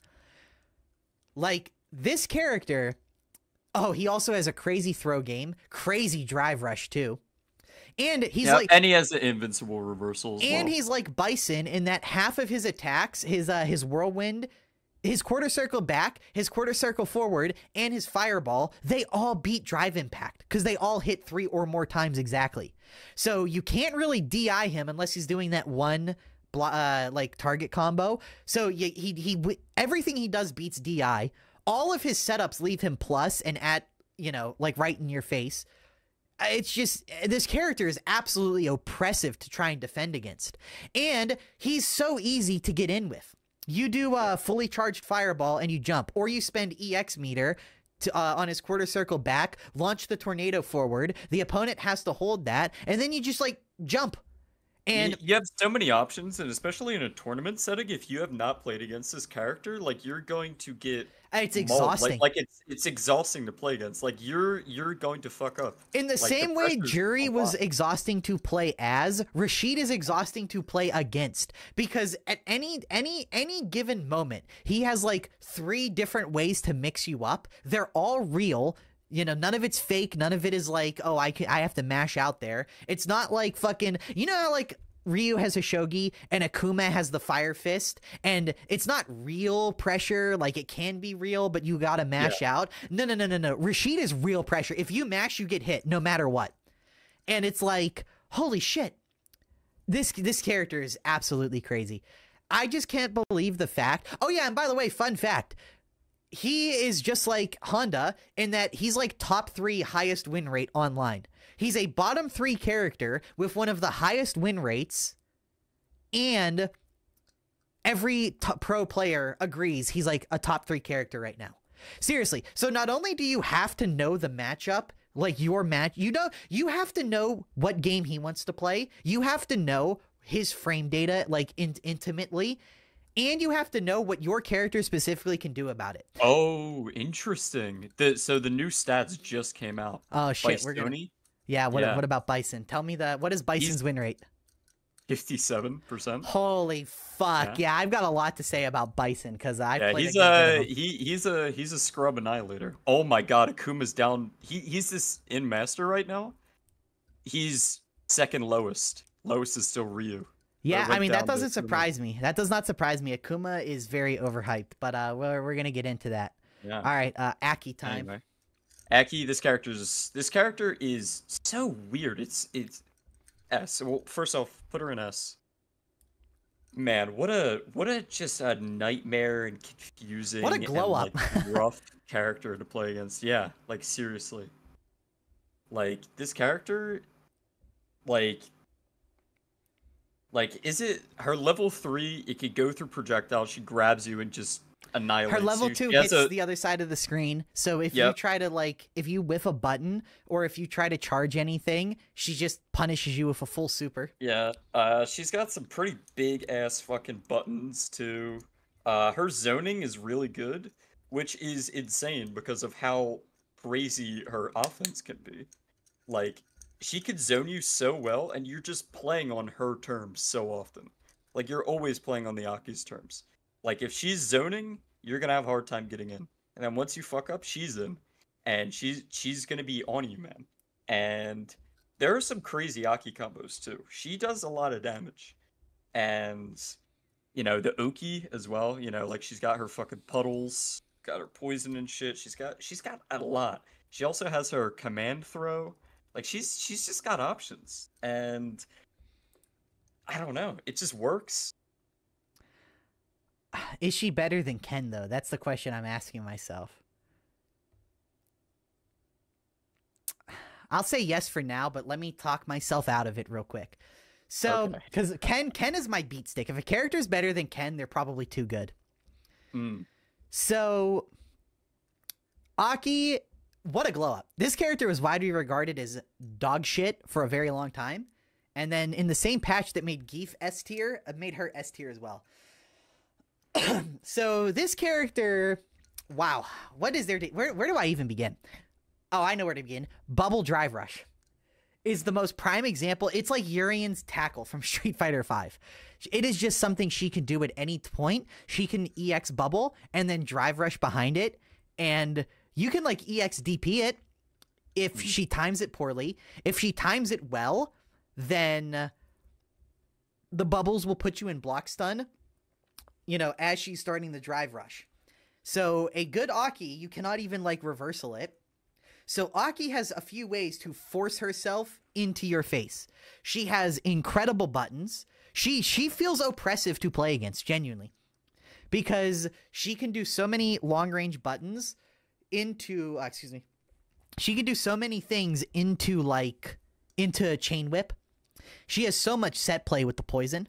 Also, surprisingly, she has a, like, for being a zoner, she's nothing like Dhalsim when it comes to drive rush. Dude, she is like Dhalsim used to be in Street Fighter V. She's a better rushdown than a zoner, yet she's built like a zoner, so she's one of the better zoners. She's like one of 3 zoners in the game, so, you know, if she wants to keep you away, she can just absolutely oppress you with her really strong neutral. But if she wants to be in your face, she can also oppress you with really strong rushdown. She has a side swap with her coward crouch and her little slide, just like Ken. Which, by the way, I just want to point this out. Almost every character here in S tier has an easy way to side swap you if you corner them, which turns it around and makes you the one in the corner. Is Guile? Not really. Guile has to throw you. Guile is just so good at everything that isn't that. He kind of makes up for it. Yeah. So... And also, none of these characters, they don't need to build any stocks. They just work right out of the fucking gate. You anyway, know, like, so Aki... Yeah. Also, Aki's anti-air is crazy, dude. If she has poison on you and anti-airs you, then drive rush, then like full combo. Like Bison. Bison's the only other character in the game who like can real easily, off of his anti-air, take like 40-50%. But it's like, man, Aki can do that too. She can like hit you with her anti-air into drive rush, buttons, special, cancel level 3, and it's like, god damn. Her forward kicks are really strong. Her drive rush forward kick, because it is such long range, and it leaves her plus. So even if she doesn't bubble behind it, if she's in like cross up jump distance, you gotta be concerned about that. Like her drive rush into those forward heavy kicks. Like you said, the command grab. She's just really tricky. She just has a bunch of ways to mix you up. She's a great tournament character. If you want to be good at tournaments, play Aki. And it's starting to reflect in her play data. You know, almost 3 times as many people play Aki as they do Rashid. Just to give you an example of how underplayed Rashid is. Yeah. That you are 3 times as likely to play against Aki as you are to play against Rashid. You know what I'm really surprised at looking at right now? She has terrible matchup spreads. Really? In what rank? Yeah. Master. I'm looking at Master right now. Oh no, I'm not. I'm looking at Rookie. Never mind. Oh well, yeah. She has a really good. She has good win rates. Yeah. What's her win rate in Master? I'm curious. Her total win rate is 50. It's tied with Lily, actually. Interesting. That's pretty. Yeah, that's honestly pretty good. Yeah. For Street Fighter 6 standards, that's pretty good. I'm telling you, Dhalsim's top 3. No, he's in win not. rates right now. Oh yeah. In win rates, he is. Yeah, I could believe that because a lot of online players don't know anything about him. Because he's got the same thing as Rashid, where nobody plays against him. Like nobody plays as him. Like he has an under 1% play rate. But yeah, Aki is really, really super solid. She's just good at everything. Like I can't think of a major flaw this character has. Yeah, her only actually it doesn't even look like she has an overwhelmingly losing matchup. I mean, if anything, she has some good matchups. She has a good matchup against Sim. She has a good matchup against Rashid. All right. We don't need ESPN on the other line here. All right, let's talk about Ed. Ed, I don't really know much about Ed. So I'm just gonna throw him in B and let you do your thing. Okay. I do not know much about this character. I've seen a lot of cool combos with the level 2. Any questions? This character is top of A tier, maybe S tier. I am an Ed believer. I think Ed okay, just hear me out on this one, guys. literally every month we see another crazy thing, another crazy Ed clip. Every few months there's a new setup that all the Ed players start doing because they're like, holy shit, this is really strong. When Ed launched, everyone placed him here or like here. Yet now we're starting to see everyone placing him like here. And I'm saying, how long until everyone starts placing him here? He has arguably the best level 2 super in the game. His level 2 is like tied with Rashid's for how good it is. And can we just admit that here's something, I'm going to make a hot prediction for all you people out there. Level 3 supers are not very good. It takes too long to build them, and they're only good if they turn into critical arts. I think so if you have a good level 2, then you're like, look cooking, at Bison. Look at Bison. I don't think there's a reason to not try to use level 1 as much as possible on Bison. Because in his combos, his level 1 only contributes like 20-30% less damage than his level 3. But you can do 3 of them. So spending... Bison is unique because if you do 3 level 1s on Bison, that's genuinely like 80% of their health. But if you do his level 3, that's only like 40% of their health. You know, like it is a uniquely case. Because look at someone like Ryu. Bison's level 1, I'm pretty sure, does like noticeably more damage than like Senku Hadoken. And it's pretty much only usable as a combo tool. So, like, I think as the game's life progresses, characters... Because here's another thing. Look at all the characters on this screen. Have you noticed something they all have in common? They either have an insane level, like, 1 or an insane level 2. Rashid is, like, the best level 2 in the game. Guile's level 2 basically gives, like, doubles the damage of everything he does. Aki's level 2 can punish literally anything from across the screen, which severely limits your options to do things against her. Ken's level 2 isn't the greatest. It's definitely the weakest out of all of these, but it does a shit ton of damage, and it's so easy to confirm into that basically any button can comfortably lead into it. Geef's level 2 shuts down fireballs, is a great combo extender, and is one of the most efficient uses of meter. And Ed's level 2 is like the second best in the game. Yeah. Which is another reason, by the way, I don't think Cammy is S tier. Her level 2 is pretty shit. All of her supers are pretty bad, actually. Can you think of any... Like, just think about all of Cammy's supers. None of them are super strong. Yeah, no, not really. You know, and it's like all of these S tier characters have insane level 2s. And let's just rip the band-aid off right now. I think these characters are S tier as well. And Akuma's level 2 is the reason why this dude hits for like 7k in the corner. And Bison, instead of having a good level 2, he has the best level 1 in the game. You know, so it's like... You know, but we'll talk about these guys more. Oh, I can't put them... Whatever, we'll put them here for now. Okay, so, yeah, that's, you know, if you told me that you think Ed is A tier, I would agree with that. But I'm just saying that I think history has shown us that the longer time goes on, the better Ed gets. Remember This is a lab character as well. Remember Street Fighter V, by the way? No. I'm not talking to you. I'm talking to the audience. In Street Fighter V, when Ed came out, everyone told you he was like C tier. Yet, look at tier lists now. They have him like at the top of A tier. And it's literally the same thing as happening in Street Fighter 6. Ed is like the most technical Street Fighter character there is. He's more like a KOF character, honestly. He has so many setups, he has so many things, and he's got really good matchups. Like, look at his matchups versus top tiers. You know, fucking Tether eats Geef alive. He can go toe-to-toe with Rashid when he has level 2 active. He can actually outzone Guile because of his punch. Like, his punch absorbs the sonic boom. Then his push forward eats the next one right in Guile's face. So Guile can't, like, you know... He zones about as well as Guile does. He can actually get in on Aki really easily. Like, I'm just saying, Ed has all the tools needed to be incredibly strong. Give it another year, and if he doesn't get nerfed, like, God forbid, let's say he gets minor buffs in the next patch, and, like, we have an extra year of tech discovered for this character, I could genuinely see him being S tier. Also, here's another thing that's really underutilized. His whoosh attacks.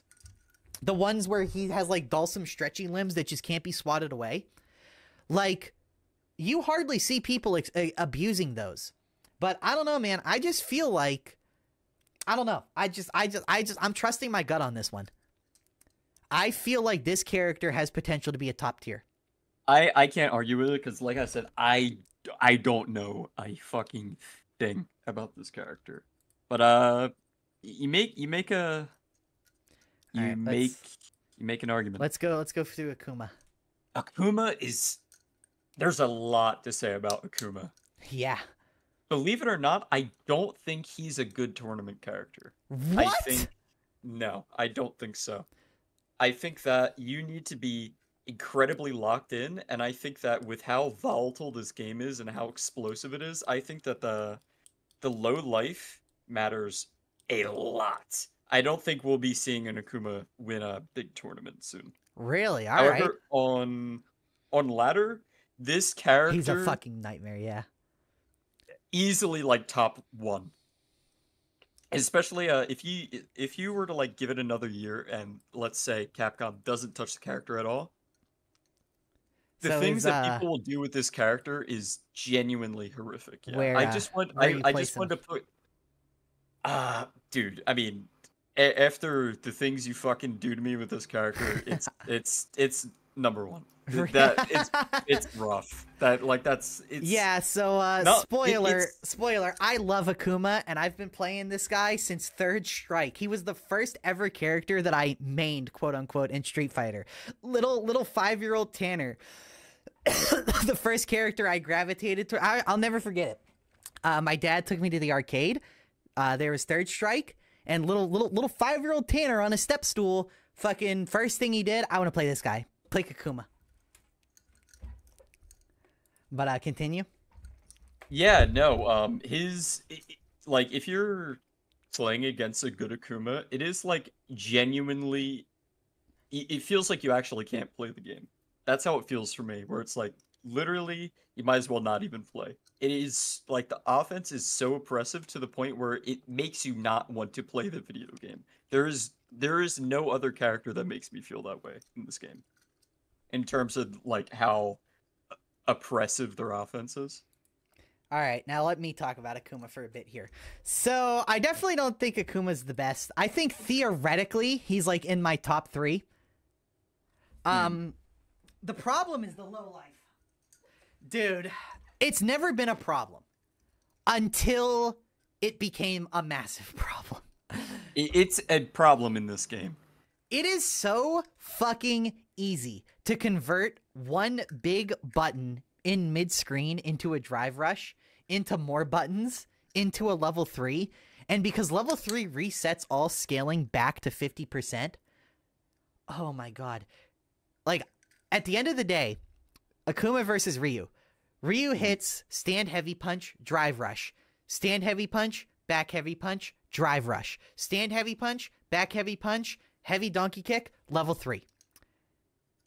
Akuma like just 80% lost. of your Yeah, life, yeah. Akuma just got fucking bent over and taken advantage of because of one mistake. And that's why I did want to say, like, hypothetically, I do think this character is number 1. I think on ladder, he pretty much is, like, number 1. I think Depending on the player. I But, think like, if in there was tournament, if there was a 15% damage reduction across the board in this game, Akuma would be the best character in the game. I think that would Yeah. be true. I don't think I would walk into a tournament playing this character. But holy fuck, man. Every single mistake is punished so heavily in this. Yeah. Every mistake is just punished so heavily. Like, anyway, but let's talk about some positives. So, Demon Flip. Oh, wait, one last negative. Demon Flip, fucking rest in peace. Demon Flip, that's the one thing that stops me from maining him is Demon Flip, the nerf. Rest in peace, Raging Demon. That's another thing. Yeah, that- Raging that Demon. blows. I don't like new Raging Demon. I don't like Raging Demon as a combo tool. I like the stuff Daigo used to do with Raging Demon, like overhead straight into Demon and like just fuck people up like that. But yeah. The animation is the best it's ever been though, I will say. They just keep making Raging Demon better and better every game. Can't wait for Street Fighter 7 when it's finally not as good as before. Because they can't, how do they keep getting away with it? Anyway, so one thing that they did give him, though, that's really cool, they might have taken away his mix-up vortex potential with Demon Flip, but they did give him the Fire Punch, which gives him a ton of fake pressure. And if you don't lab that move specifically, I will eat you the fuck alive with that thing, dude. It is just better Hoshogeki, you know? Like, seriously, it goes further, it's faster, it recovers quicker, it leaves you in a better position. Like, he can do a block string on you and do heavy Fire Punch, and because it pulls him back, most of your buttons won't be able to interrupt it. Like, you have to hard read that he's going to do it and, like, parry it. Or, like, DI through it. So, basically, he gets to do it 2 times around pretty much for free unless you super have a good read on the person doing it. But yeah, he can easily sneak 1 free pressure reset in every single round, basically for free, because if you read it right and you DI it with level 3, you get a huge reward.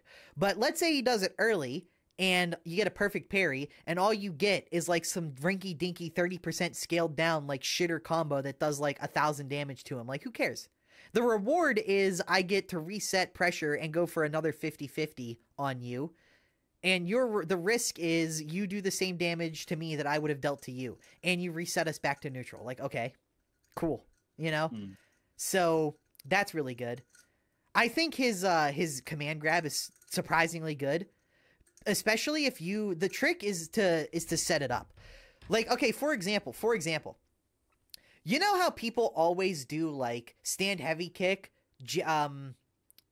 punch, Tatsu, sweep? Well, what if instead of doing that, you do heavy kick, punch, like into the command grab? No one's expecting it. No one's looking for it. Very high chance it works. Even against like pro players.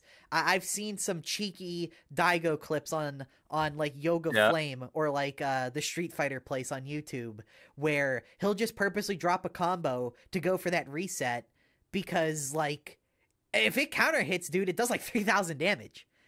You know, it's insane. So, you know, I honestly think that move is why they don't let you do crouching medium punch off of his light Tatsu anymore. That's another big nerf. You used to be able to do his attacks into light Tatsu, into crouching medium punch, and that would just cause a flip out where they would just land right on the ground. And that used to be a huge mix up. You would do that into demon flip, and now they got to guess overhead low throw. But I'm willing to bet that command grab is the whole reason they took that away. Because just imagine a world where you do, you know, fierce like heavy kick into button, drive rush, heavy kick, button, light Tatsu, and then you go for crouching medium punch, and then immediately into the command grab, and you have like 3 frames to react to it. And it's like, oh my god, he just took like 6,000 damage away, like off of just nothing.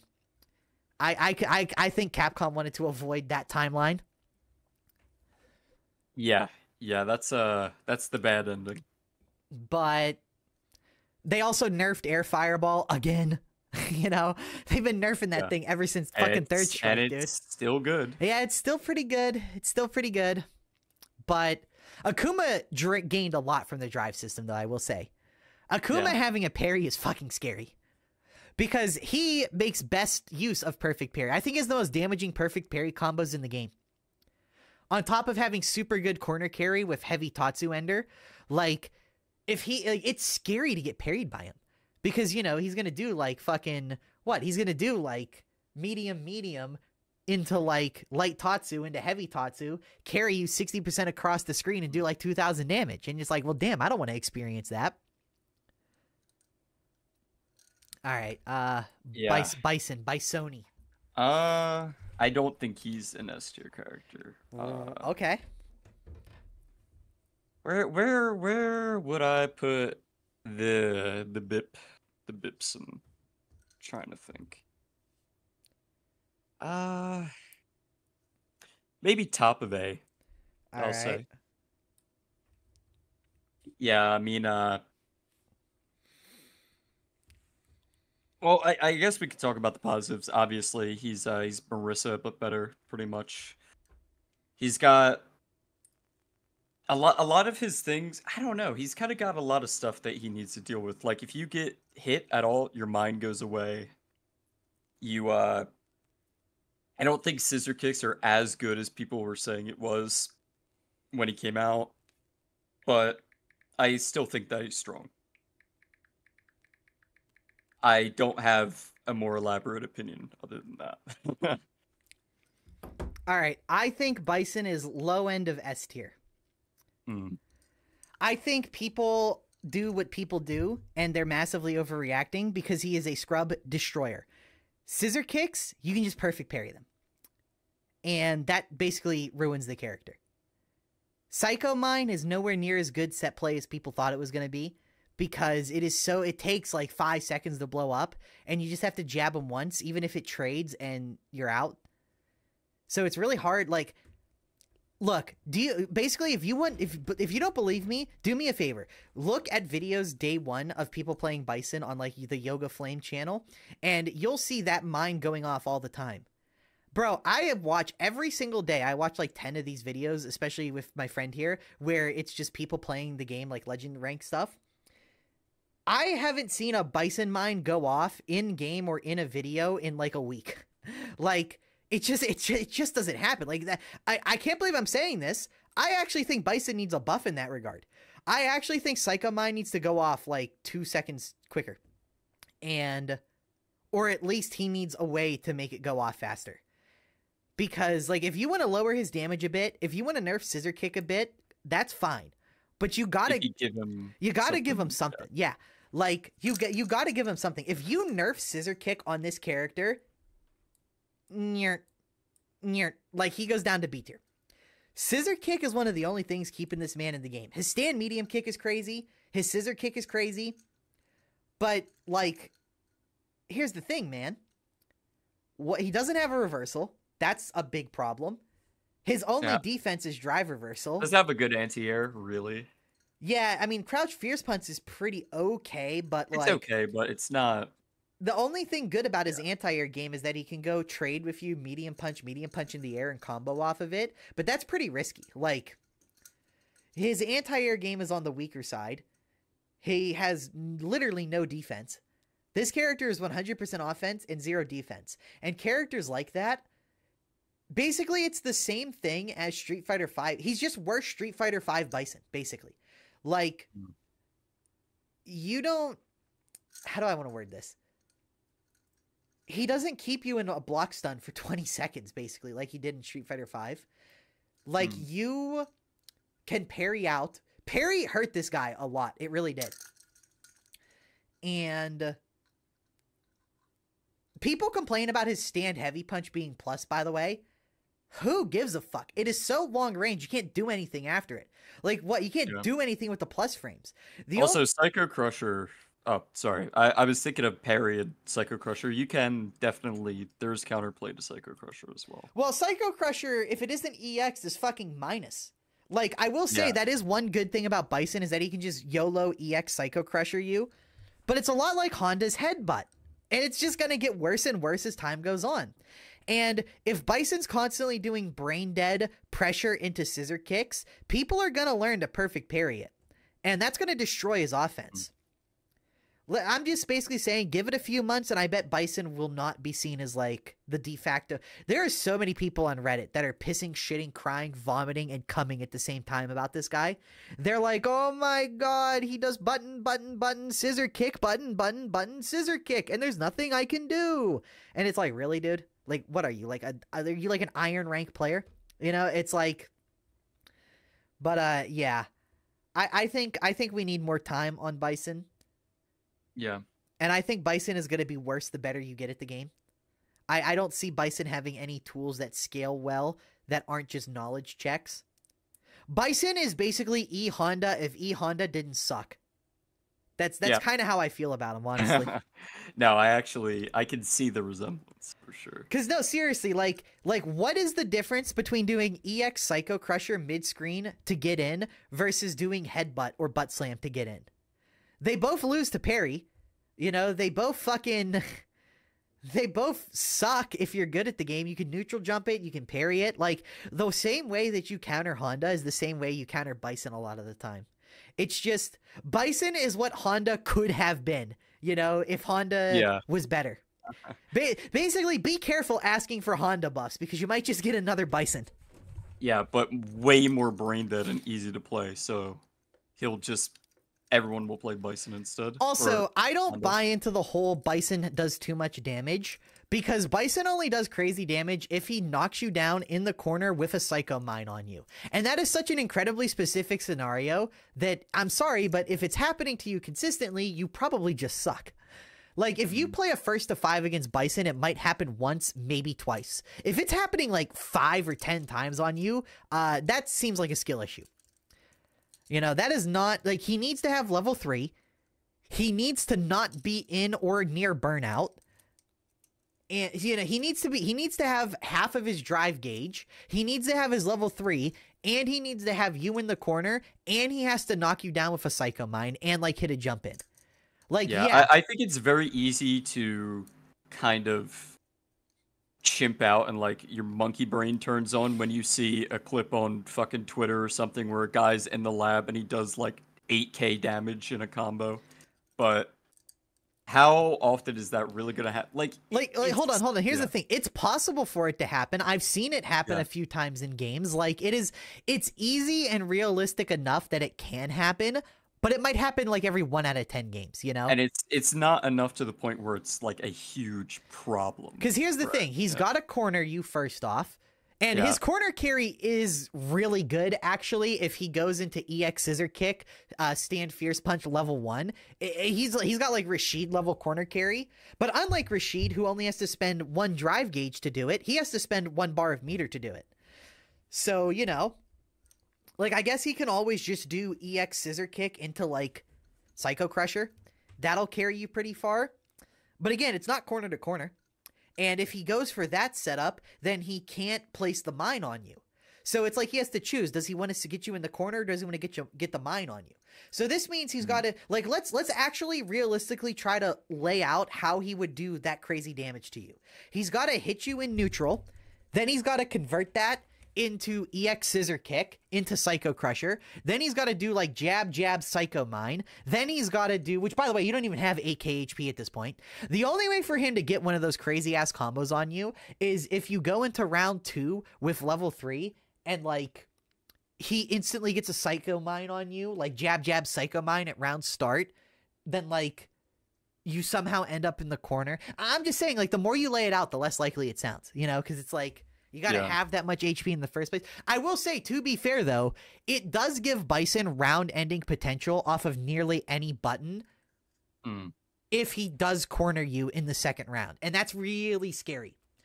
So I will say, you kind of want to play a little riskier in round 1 against Bison, because if Bison wins the first round, Bison is a harder character to come back against. He's very good at shutting down comebacks. But, yeah, I don't have too much else to say. I think time will, you know, tell. Yeah. This is There's a lot of S tiers here. Yeah, I know. This game's really good. I actually have more S tiers than you do. Yeah, okay. So let me take a look at my thing. Is there anything I want to change here? I mean, I think there are some things that would change now that I know a little bit more, but I think for the video, this is what the kind of lesser informed view on it is, not knowing anything. I will say, you only have Honda down here because you hate him. When you actually have to play against him, he like washes you. He's like up here. Yeah. All right. Let's see if there's any refinement we want to do. Yeah. I mean, obviously, I think I would put Sim lower. Well, let's change things within the tiers. Okay, so Bison, I think I'm comfortable having the top of A. I think I would probably put Blanca above Jury. And then probably actually maybe Chun-Li above Blanca. I think she's or I don't know. It's hard, isn't it? Yeah, it is hard. I'm not quite sure. Okay. Final decision above Luke. Chun? Yeah. Okay. I think Jury might be better than her at the moment. I'm not sure. I guess this looks fine for A tier. For S, I think I might put Sheed above Guile. And then I would put Ken above Guile. And then probably Aki above Geef. Yeah, looks fine. For B tier, I think Ryu should be at the top of B. Then Ed. Then honestly, that looks fine. I would put Manon at the bottom of C. And yeah, that's fine. And then I would put Jamie at the bottom of D. All right, so let me Yeah. look at this. I kind of like this as top 3. Yeah. Rashid, Guile, Akuma. I'm still conflicted on. I think these characters are tied. It's hard. It's hard. I kind of not an easy choice. Honestly, I'm kind of feeling like Bison might be better than Ken, but I don't know, man. Ken just kind of does a lot of what Bison does, just without the scissor kick to reset pressure, but he's got Jinrai for that. Yeah, I'm pretty happy with this. Let's see. Yeah, this looks pretty good as well. This tier's a little iffy. I'm a little iffy on this tier as a whole. But other than that, yeah, I think this is pretty good. It's rough to say. Do you think there's any interesting differences here between me and you? Mostly. I think it was interesting, like, Cammy, for example. Yeah, I think Cammy was pretty interesting. Let's see. I don't know.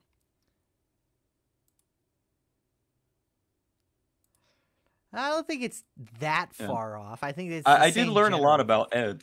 I will say that much. I learned a lot about Ed. I think we're in the same general ballpark here. Yeah. Same rough idea here.